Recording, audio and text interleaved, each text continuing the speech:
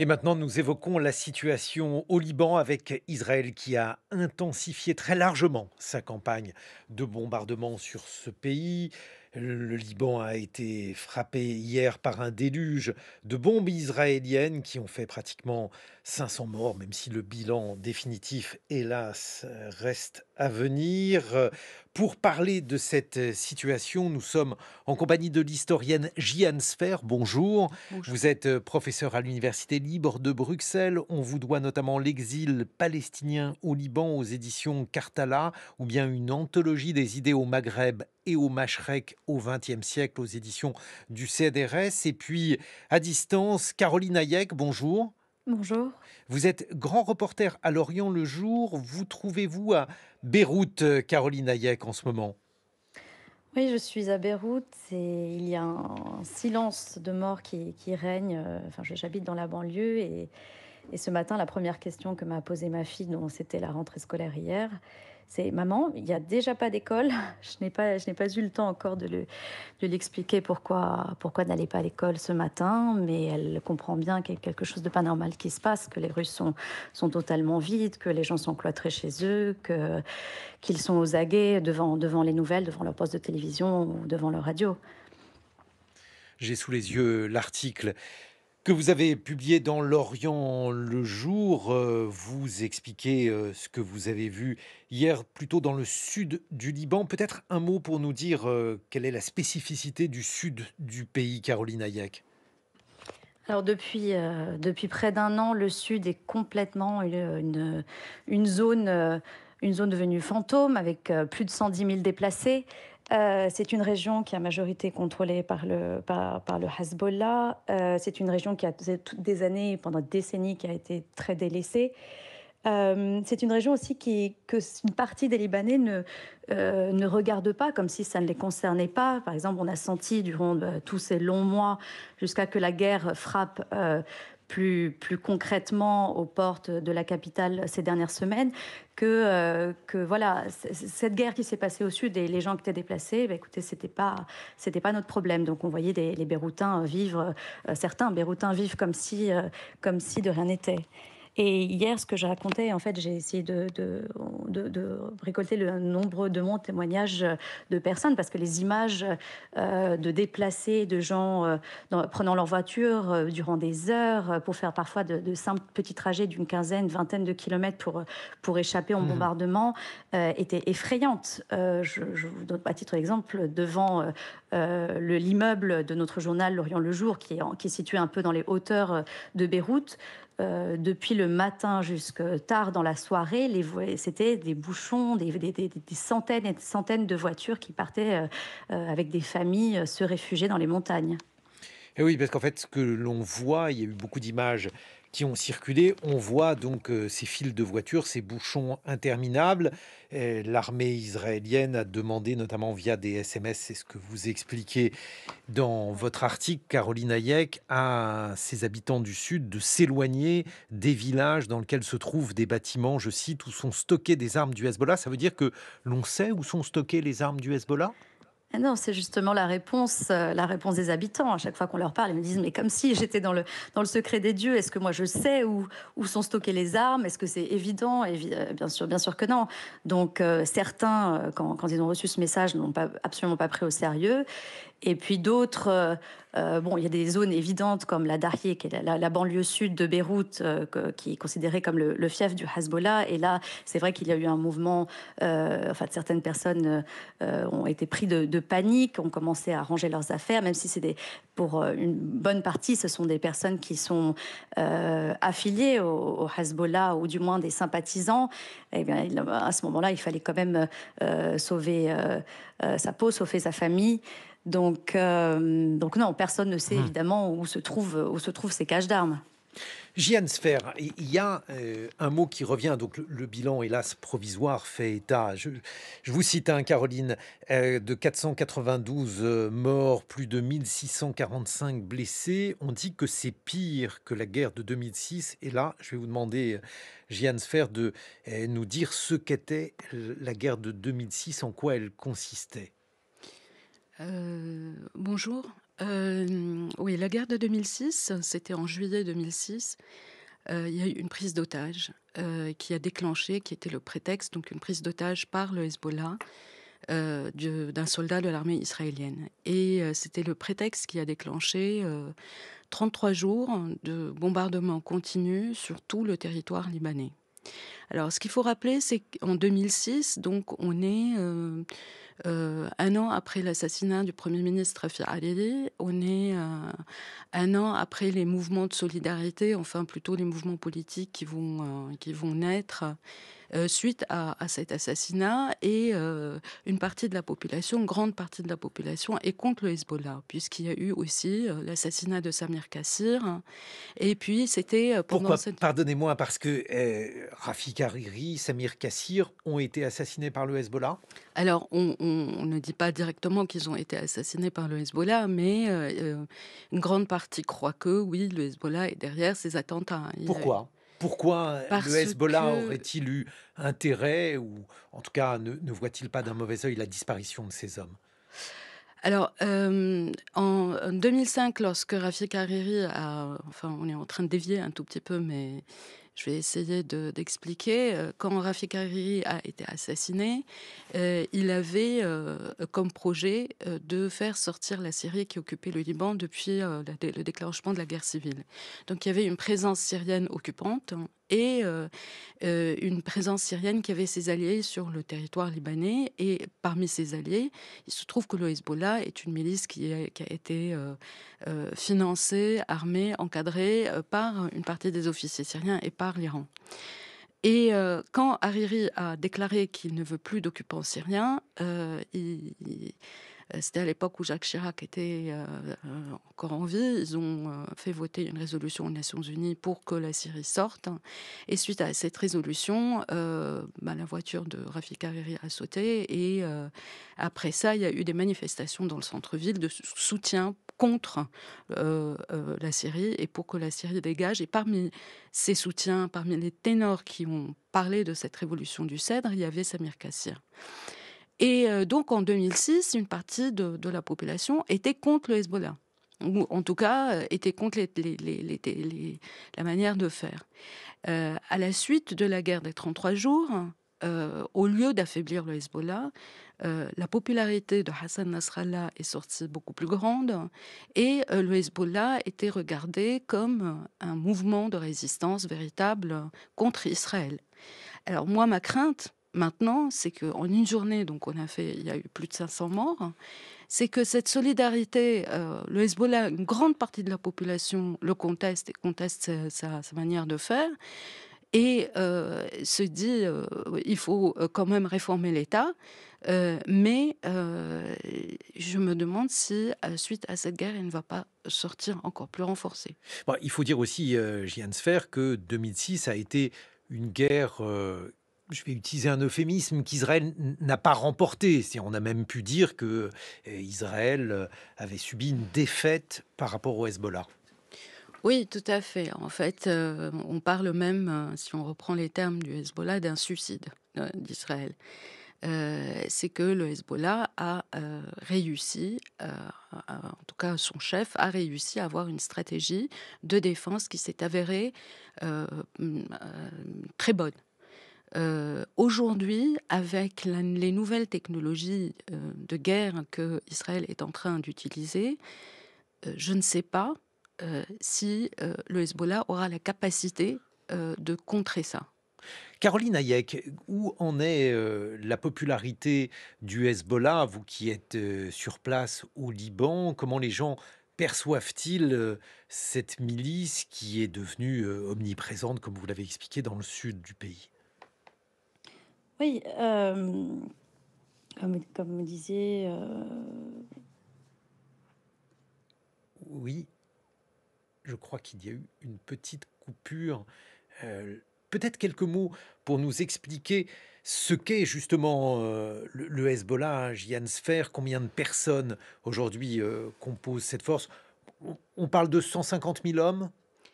Oui, on ne peut pas complètement savoir combien de personnes. Moi, je pense que le contingent du Hezbollah est inépuisable. Tant qu'il y aura des morts du côté du Hezbollah, il y aura toujours des combattants qui vont revenir. Alors, c'est une milice chiite, comme on l'a définie, qui est née en 1982, après l'invasion israélienne. Et la défaite des factions palestiniennes et pro-palestiniennes pendant la guerre civile libanaise. Et donc, faut pas oublier qu'avant 82, il y a eu 79, la révolution iranienne, l'arrivée de la République islamique d'Iran, qui va financer et encadrer et former une grande partie, enfin, ce mouvement politique qui est aussi un mouvement militaire. Et les premières opérations du Hezbollah étaient des opérations qui étaient plutôt terroristes, de prise d'otages, on se souvient. Mais au fil des années, le Hezbollah est devenu un acteur politique qui a intégré le jeu politique libanais et il a des députés, des ministres et il détient une grande partie du territoire, en tout cas le sud Liban, la Bekaa, sont sous sa coupe. Et oui, parce que Caroline Hayek, je crois que la liaison est rétablie. Et il faut dire que le Hezbollah est là à visage absolument découvert. Quand j'étais allé au Liban, et il y avait sur l'autoroute qui menait de l'aéroport à Beyrouth une série d'affiches favorables au Hezbollah. Je ne sais pas si elles sont toujours présentes, mais c'est un mouvement qui est parfaitement là de manière officielle. Oui, tout à fait. On dit souvent que c'est un État dans l'État, mais c'est aussi parfois un État au-dessus de l'État. Pour vous donner un exemple, quand je pars en tant que journaliste couvrir le Liban Sud, je dois prévenir, d'abord, je dois avoir une autorisation des renseignements de l'armée libanaise, mais je dois aussi contacter le Hezbollah. Donc vous imaginez un petit peu ce que ça... pour imaginer pour un journaliste occidental ce que ça peut représenter. Ça veut dire qu'il y a Vendredi, aussi une armée libanaise, parce qu'on en entend très peu parler. très peu, oui. Oui, mais je voulais rebondir sur ce que disait Jihan Sfer. C'est vrai qu'il y a une grande partie de la population qui est hostile au Hezbollah et parfois même on entend des voix contre le Hezbollah au sein même de sa base. Il y a des doutes, surtout depuis d'un an. On sait que cette guerre, ils ont l'impression qu'avec toutes ces pertes humaines, il y a plus de 500 morts, enfin, sans compter ceux d'hier, 500 combattants morts. L'impression que toutes ces pertes humaines ne servent à rien. Pourquoi faire la guerre à Gaza au nom de quoi? Il y a beaucoup de... Pardon, je revenais aussi sur... certains Israéliens s'imaginent que s'ils poursuivent cette guerre contre le Hezbollah dans l'optique d'affaiblir le Hezbollah, ils libéreraient les Libanais. Mais c'est tout le contraire. Je ne dis pas que certains Libanais qui étaient d'abord hostiles au Hezbollah vont tout d'un coup se retourner et se mettre à le voir comme le sauveur du pays. Mais pour vous donner un autre exemple, hier on m'a raconté quelque chose. Au début, j'ai cru que c'était une blague. Il y a un groupuscule d'extrémistes chrétiens qui s'appelle les Genoux d'Arab, donc les soldats de Dieu. C'est un groupe qui combat les libertés des LGBT, qui sont très, qui ne sont pas très, comment dire, en gros, ça Progressiste, concerne on dirait. C'est des quelques dizaines fascistes, de faut personnes. le Mais dire, ils sont c'est des tellement- fascistes. Voilà, pas très progressiste, disais-je, et Voilà, pas Jihan du tout dit des fascistes. C'est ça. Ils sont pas très nombreux, mais par contre, on les entend beaucoup. Et là, avec ce qui s'est passé la semaine dernière, avec les attaques des beepers et puis l'attaque à Dahieh, il y a des membres de ce groupuscule chrétien qui est ouvertement anti-Hezbollah, qui sont allés donner leur sang. Pardon, on fait des dons de sang pour les victimes, les blessés de ces attaques-là. Donc c'était quand même assez impressionnant. Après, ça veut Donc pas dire qu'ils... ça montre effectivement comment l'opinion réagit, mais on a du mal, Jihan Sfer, à s'y retrouver au Liban, parce qu'on sait qu'il y a une forte minorité chrétienne, on sait qu'il y a le Hezbollah qui est chiite, on sait qu'il y a différentes milices, et finalement, on n'arrive pas à savoir comment les coalitions se font. Quelques mots à ce sujet. Alors, aujourd'hui, d'abord, on a pas de gouvernement, enfin, on a un gouvernement d'affaires courantes, mais on n'a pas de président et ça fait pratiquement 4 ans, voire 5 ans qu'on n'a pas de président. Et on a des coalitions traditionnelles, des partis traditionnels comme les forces libanaises, comme Amal, comme le Hezbollah, comme les Kataeb, qui sont les phalanges chrétiennes. Pendant la révolution de 2019, le 17 octobre, on a commencé à avoir des mouvements politiques qui sont issus de la société civile, mais qui n'ont pas duré. Et donc, malheureusement, on a toujours ces grandes familles qui sont là, les Gemayel, Berri qui s'est imposé et qui s'est créé aussi une famille politique. Et donc, si on regarde un peu les coalitions, aujourd'hui, on a bien sûr la coalition la plus forte, c'est Amal Hezbollah, avec une partie des chrétiens, le courant patriotique libre qui était dirigé par Michel Aoun. Et puis, de l'autre côté, on a un affaiblissement des sunnites, puisque les partis sunnites n'existent quasiment plus. On se retrouve dans une vingtaine de minutes. On va voir qu'est-ce que cette guerre pourrait changer sur le Liban qui était déjà mal en point avant le début de cette opération. Que cherche à faire Netanyahou? Semble-t-il élargir ce conflit, peut-être jusqu'à l'Iran. On en parle avec vous, Caroline Hayek. Vous êtes journaliste à L'Orient le Jour et en duplex depuis Beyrouth. Jian Sfer, vous êtes historienne. On vous doit notamment écrit Politique arabe, une anthologie des idées au Maghreb et au Machrek au XXe siècle aux éditions du CNRS. 8 heures sur France Culture. Les matins de France Culture. Guillaume Erner. Retour au Liban en compagnie de Caroline Hayek, journaliste à L'Orient le Jour. Vous êtes en duplex depuis Beyrouth. Vous expliquez dans votre dernier article pour votre journal que les Libanais ont vécu, je vous cite, l'une des journées les plus sanglantes de leur histoire contemporaine hier. La guerre était là depuis des mois, écrivez-vous, mais elle était limitée, silencieuse et semblait parfois si loin. Lundi, elle a débarqué avec fureur et sans la moindre retenue. Vous nous avez expliqué comment cette guerre, cette campagne de bombardement qu'Israël a intensifiée a fait hier 500 morts, plus de 1600 blessés, a jeté sur les routes du sud Liban des cohortes de véhicules créant des bouchons gigantesques. Et puis, dans ce studio, ici même à Paris, Jian Sfer, historienne, on vous doit avec Leila Sera, écrit Politique arabe, une anthologie des idées au Maghreb et au Machrek au XXe siècle aux éditions du CNRS. Vous nous avez expliqué, Jian Sfer, comment le Hezbollah, suite à la guerre de 2006 qui avait été menée par Israël et en partie perdue, puisqu'Israël n'avait pas réussi à avoir la victoire qu'il escomptait par rapport au Hezbollah, et bien comment ce mouvement était devenu populaire, y compris parmi les chrétiens libanais, avec donc une forme de paradoxe. Le Hezbollah est devenu aujourd'hui un mouvement important au Liban, pas seulement en raison de son opposition à Israël, car le Hezbollah a d'autres activités aujourd'hui au Liban, Jian Sfer. Oui, tout à fait. En fait, la popularité du Hezbollah au sein de sa propre communauté, donc qui est la communauté chiite, était basée sur un monde de bienfaisance, dans le sens où, quand l'État est en faillite, quand l'État manque de subvenir aux besoins de ses citoyens, les communautés au Liban prennent le relais, et notamment le Hezbollah, avec son réseau d'hôpitaux, de dispensaires, d'écoles et même une université.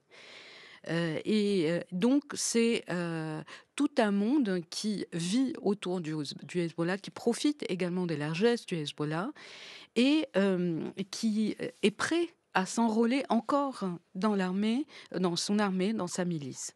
Alors aussi, il y a autre chose qu'il faut comprendre, c'est que le Hezbollah n'est pas né comme ça. Il y a une idéologie, une pensée politique qui a été fondée par l'imam Moussa Sadr au départ dans les années 70, puis ensuite qui a été reprise par différents penseurs de ce mouvement, et notamment le numéro 2 qui s'est exprimé hier, Naïm Qassem, et qui a défini un peu l'idéologie et la ligne politique de ce groupe, de cette milice politique.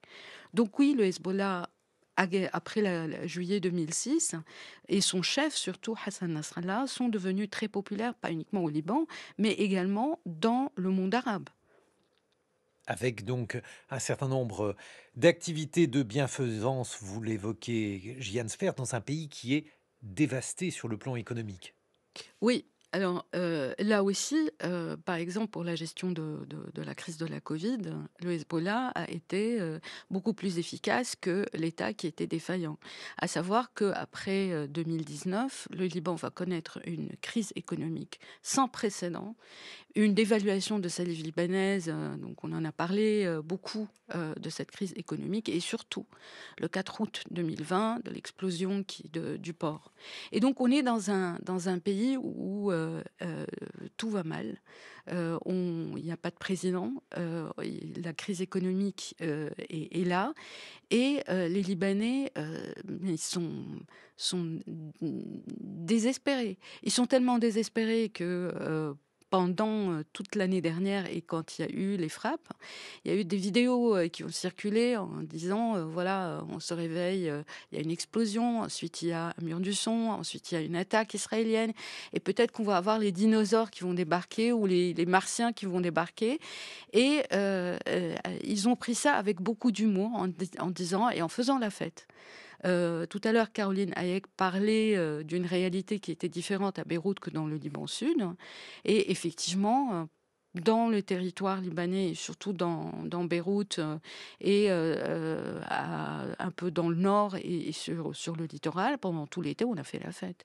On a continué à faire la fête. C'était aussi un moyen de résister contre cette menace, qui allait s'abattre.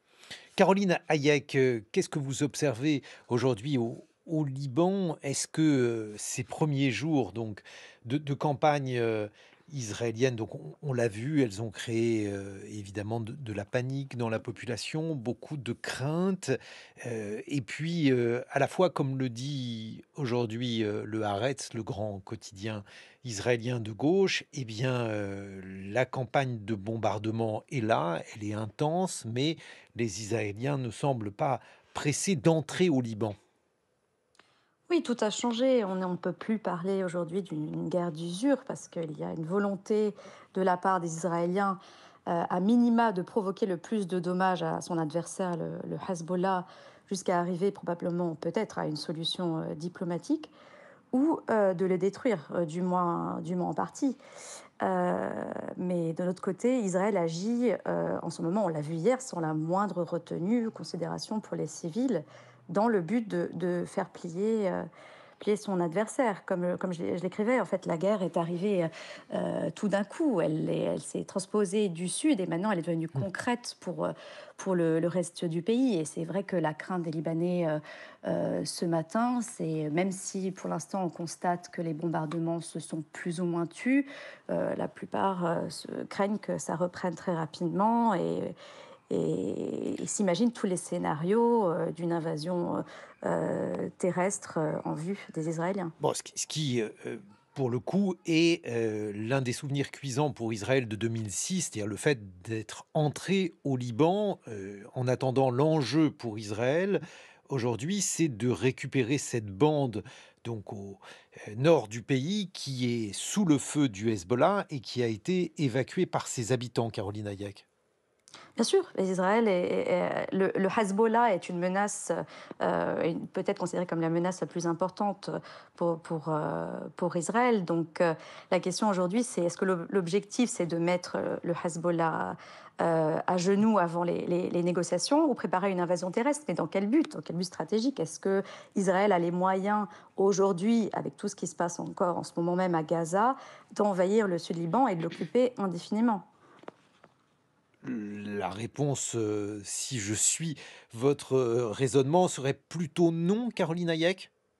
Écoutez, je peux pas. En tout cas, ça sera. On verra comment les Américains, comment l'allié américain se comportera. Pour l'instant, il laisse faire, mais personne n'a intérêt. On le disait en fait, qui a intérêt à une guerre beaucoup plus large. D'un côté, ni le Hezbollah ni l'Iran ne veulent se faire embarquer. Le Hezbollah n'a pas intérêt à perdre davantage d'hommes et d'infrastructures parce qu'il sait qu'il va le payer très très cher politiquement. son allié iranien, son joyau absolu au Moyen-Orient, c'est le Hezbollah. Donc il ne veut pas qu'il utilise ses armes dans cette guerre-là, qui sert de moyen de défense pour l'Iran.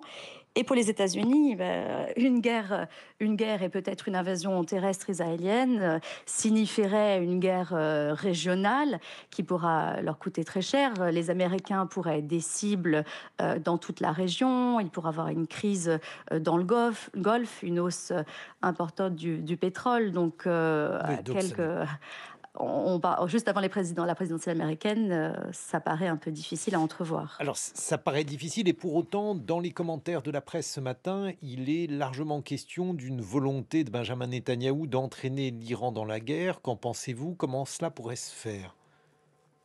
Écoutez, c'est ce que je disais depuis le début. Ils disent, dans la rhétorique israélienne, on essaie de pousser les Iraniens à entrer de plein pied, mais on le voit dans les déclarations, notamment ce matin, que les Iraniens, que Téhéran, au contraire, on essaie de freiner. On le voit dans les discours de Nasrallah, même s'il il parle avec violence et avec force et détermination, il a répété à plusieurs reprises, on ne se laissera pas entraîner dans une guerre qui sera contre-productive. Qu'en pensez-vous, Jeanne Sfer? Alors, moi, je pense effectivement qu'on est dans la retenue, qu'on est toujours dans cette guerre de soutien que mène le Hezbollah par rapport à la guerre qui se passe à Gaza. Et que cette volonté de Netanyahou d'entraîner le Hezbollah dans une guerre et d'entraîner l'Iran dans une guerre régionale, voire totale, on l'a senti avec d'abord le ciblage, l'assassinat des diplomates iraniens auprès de l'ambassade de Damas l'année dernière, puis ensuite l'assassinat d'Ismail Haniyeh à Téhéran et enfin l'affaire des beepers dernièrement. Et donc, on a une volonté de Netanyahou d'entraîner toute la région parce qu'il a cette idée de donc s'ériger en tant que force israélienne préservant toutes les valeurs démocratiques. Et c'est la communication qu'il donne, hein. Mais en revanche, c'est donc sur plusieurs fronts. Sur le front au sud, avec Gaza. On n'en parle pas, il faut en parler en Cisjordanie. Là aussi, on assiste à des exactions, à une guerre qui va être menée contre la Cisjordanie. Et sur le front nord, avec le Liban et son ennemi, l'Iran, il voudrait, en fait, si on regarde bien, le Hezbollah, ou plutôt Hassan Nasrallah et Netanyahou, c'est les meilleurs ennemis. C'est-à-dire, tant qu'ils sont là, ils justifient leur existence. Bon, Netanyahou justifie cette guerre avec la question des villes du nord d'Israël, pardon, qui ont été évacuées suite au bombardement du Hezbollah. Comment l'Iran peut-elle réagir? Alors pour l'instant, l'Iran est tout le temps en retenue, c'est-à-dire qu'il dénonce ces frappes israéliennes sur le territoire libanais. Ils ont déjà réagi en envoyant des drones qu'on a pu intercepter et qu'on a pu abattre. Ils font des démonstrations de force lors de leur défilé militaire, mais pour le moment, l'Iran n'a pas envie de s'engager et reste plutôt en dehors, tout en soutenant bien sûr le Hezbollah. Bon, il faut dire aussi que le Hezbollah a été frappé de manière assez profonde par le piégeage des beepers qui a été organisé. Caroline Hayek, que sait-on sur les capacités de cette organisation aujourd'hui à mener la guerre? Oui, c'est certain que là, le Hezbollah est en train de mener la guerre sur des terrains. Israël est plutôt en train de mener la guerre sur des terrains sur lesquels il est plus à l'aise. Par exemple, au niveau des renseignements, cybersécurité, on l'a vu avec l'affaire des beepers, mais notamment au niveau de l'aviation. Là où le rapport de force paraît plus équilibré, c'est au niveau de l'armement en termes de missiles, parce qu'on sait que le Hezbollah possède un large éventail de roquettes, d'artillerie, de missiles balistiques. Et donc, dans le combat de terrain, en cas d'invasion terrestre, la donne pourrait s'inverser. Nasrallah l'a répété, le secrétaire général du Hezbollah l'a répété dans son dernier discours. Il a dit venez, on vous attend, parce qu'il sait très bien qu'il pourrait reprendre un peu la main, que ça lui redonnerait une dose de légitimité. Mais après ce qui s'est passé ces dernières semaines, c'est certain qu'il a été considérablement affaibli. Et oui, parce que il faut pouvoir mener cette guerre-là. Et encore une fois, le souvenir de 2006 ne doit pas nécessairement inciter Netanyahou à entrer au Liban. Oui, sauf que cette fois-ci, voilà, 20 ans ont passé, les Israéliens se sont préparés à la guerre, une nouvelle guerre contre le Liban depuis 20 ans. Ils sont beaucoup mieux préparés à cette guerre-là qu'à la guerre contre le Hamas à Gaza. Donc, en fait, ils risquent de profiter de cette fenêtre de tir, et quel que soit le coût de la population. Hier, il y a eu près de 500 morts. Peut-être très nombreuses personnes sont des membres, en tout cas des partisans du Hezbollah, mais une bonne partie était également des civils. Et donc, c'est le Liban, au final, qui va payer le prix de tous ces calculs. Gian Sfer, Oui. là-dessus, sur la façon dont le Liban pourrait, hélas, payer le prix pour cette situation géographique, situation donc de présence du Hezbollah dans le sud du pays. Alors, avant de répondre à cette question, j'aimerais revenir sur le regard que porte Netanyahou aujourd'hui sur le Liban, sur le Hezbollah et sur Gaza. Pour reprendre un peu ce que disait Gideon Levy dans Haaretz, que vous avez cité tout à l'heure, hein, en fait, il dit que Netanyahou est dans sa folie meurtrière parce que il a trois principes. D'abord, il considère que les Israéliens sont le peuple élu. Donc, ils sont un peu supérieurs à toutes les autres populations qui l'entourent. Deuxièmement, ce sont les Israéliens qui sont les victimes. On revient à David contre Goliath, alors que maintenant, clairement, avec les nouvelles techniques d'armement, le Goliath, c'est l'armée israélienne. Et troisièmement, c'est la déshumanisation. Et ça, c'est très important. On a vu cette déshumanisation avec les victimes civiles à Gaza, avec des bombardements, l'effacement, l'anéantissement, le nettoyage ethnique, le génocide qui se passe à Gaza. Et d'un autre côté, cette déshumanisation, on l'a vu également au Liban, contre les populations libanaises, avec beaucoup de cynisme, Netanyahou a fait une allocution en disant « S'il vous plaît, partez parce qu'on va vous bombarder ». En se positionnant en étant l'armée la plus morale. On les a avertis, on va les bombarder. Sauf qu'aujourd'hui, on est entré dans une phase très différente des autres guerres, puisque le Liban et la Palestine, en fait, et Gaza et la Cisjordanie sont devenus des laboratoires pour toutes les armées occidentales, pas uniquement pour l'armée israélienne. Parce que maintenant, ils ont fait 500 morts avec le moindre coût de pertes humaines l'armée israélienne a fait 500 morts avec le moindre coup de perte. Donc, le Hezbollah essaye d'entraîner l'armée israélienne sur le territoire libanais parce qu'ils savent que dès qu'il y a une infanterie, avec les techniques de guérilla, ils peuvent la contrer. Mais tant qu'il y a des bombardements qui viennent directement du territoire israélien, avec cette force, ils pourront rien faire. Voilà, il se trouve que dans l'argumentaire de Benjamin Netanyahou vis-à-vis du Hezbollah, il y a le fait que le Hezbollah est classé comme organisation terroriste, que le Hezbollah et l'ensemble de cette guerre est décrypté par Israël comme étant une guerre de l'Iran. Une guerre de l'Iran dont le Liban est hélas une victime collatérale, mais une guerre iranienne. Alors, une guerre iranienne, une guerre régionale, une guerre aussi syrienne, parce que une guerre irakienne avec les milices chiites qui sont basées en Irak et qui prêtent main forte au Hezbollah. Donc c'est une guerre régionale. On parle d'escalade, on parle d'un scénario futur. On est déjà dans le scénario futur. On est déjà aujourd'hui dans cette escalade avec le bombardement du territoire libanais, le bombardement du territoire syrien, mais on en parle peu, et avec une volonté et avec un silence de la part des monarchies pétrolières, enfin des gouvernements pétroliers et de l'Arabie saoudite par rapport à ce qui se passe dans cette région. Probablement parce que là, c'est la nature du Hezbollah et du pouvoir iranien qui est combattue par l'Arabie saoudite, parce que ce pouvoir, il ne fait pas du tout l'unanimité dans cette région, Jian Sfer. Oui, en fait, il y a 2 pôles au Moyen-Orient. Il y a le pôle saoudien, et puis il y a le pôle iranien. Et donc, pour revenir un peu rapidement, donc, l'Arabie saoudite et les monarchies pétrolières représentent un peu toutes les communautés, sunnites majoritaires dans le monde arabe, et Téhéran, représente un peu toutes les communautés chiites qui soient basées, au Liban, en Syrie, en Irak, au Yémen, avec les Houthis également, et bien sûr en Iran.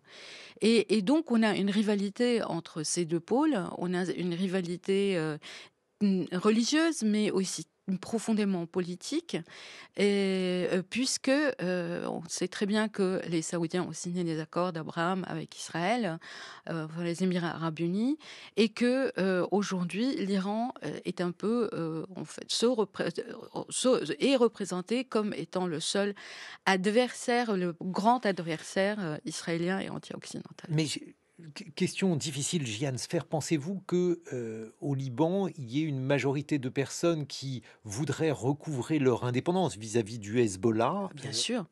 Ah bien sûr. Bah, écoutez, un des aspects de la crise libanaise est, la puissance du Hezbollah au sein du pouvoir, au sein de l'économie, enfin ils sont, installés, ils ont installé leurs hommes partout, et ils empêchent les réformes, ils empêchent Alors, qu'on est-ce que dans puisse. ce cas-là, la défaite du Hezbollah, je ne dis pas la défaite à n'importe quel prix, ne pourrait-elle pas être, disons, accueillie de manière favorable par beaucoup de Libanais? Mais on aurait pu faire la défaite avec une réforme de l'État et avec des hommes politiques beaucoup, plus solidaires, avec un Liban beaucoup plus fort. Mais oui, effectivement, si, on arrive moi, j'ai vraiment peur qu'il ne soit renforcé. Moi, je pense que, comme après, juillet 2006. 2006, on va arriver à une situation où ils vont être vus comme des martyrs héroïques. Qu'est-ce que vous en pensez, Caroline Hayek? Qu'est-ce que l'on peut imaginer? Alors, on a parlé de solutions diplomatiques, je ne vois pas très bien laquelle, mais vous voyez peut-être avec d'autres yeux. Non, je suis tout à fait d'accord avec ce que disait Jihan Sfel. On craint tous que le Hezbollah ne ressorte renforcé, même s'il a pris un coup très très sévère cette dernière semaine. Il risque de gagner en popularité. On le voit, je le vois sur Twitter, généralement des personnalités qui s'expriment généralement contre les actions internes du Hezbollah, contre des assassinats politiques qu'il a pu mener. Tout d'un coup soutenir ce qu'ils appellent la résistance, parce qu'en face, l'ennemi, c'est avant tout israélien. Donc, même si je ne vois pas comment Israël pourrait, il est en train d'asséner une grande claque, mais une défaite totale, on ne voit pas ça venir de sitôt. Tant que les Libanais ne se poseront pas tous ensemble et comprendront qu'une solution pour affaiblir et voir disparaître, même si on n'imagine pas pour bientôt, devra venir de l'intérieur et devra venir aussi très probablement au sein de la base de la communauté chiite elle-même. Mhm. Mais justement, cette communauté, j'imagine qu'elle est partagée entre l'envie d'une rupture et la peur des conséquences de cette action. Oui, clairement, il ne faut pas oublier qu'on est dans une situation aussi au-delà de la guerre, de crise économique très importante. Jérôme Sfer l'a rappelé tout à l'heure. On l'a vu lors de la révolution libanaise de 2019. Il y a certaines personnes de la communauté chiite qui se sont dissociées, qui ont dit, comme une grande partie de la population libanaise, Kellonian, et Kellon, ça veut dire tous, c'est-à-dire tous, ça veut dire tous les partis politiques traditionnels sont responsables de la situation catastrophique du pays, du délitement de l'État. Mais avec la crise financière qui a démarré juste après, et la dévaluation de la livre, on a senti que les partis ont repris la main parce qu'ils ont activé en fait ce qu'ils ont toujours su de faire de mieux. En fait, c'est le clientélisme, en apportant un peu de nourriture, payer la scolarité d'un tel. Oui, Donc le à travers rôle ça, oui. d'association. Donc, caritative parce que c'est aussi cela le visage du Hezbollah. Merci Caroline Hayek, on vous lit dans le journal L'Orient le jour. Merci beaucoup Jihan Sfer, historienne, écrit Politique arabe. C'est l'ouvrage que vous avez publié avec Léla Sera.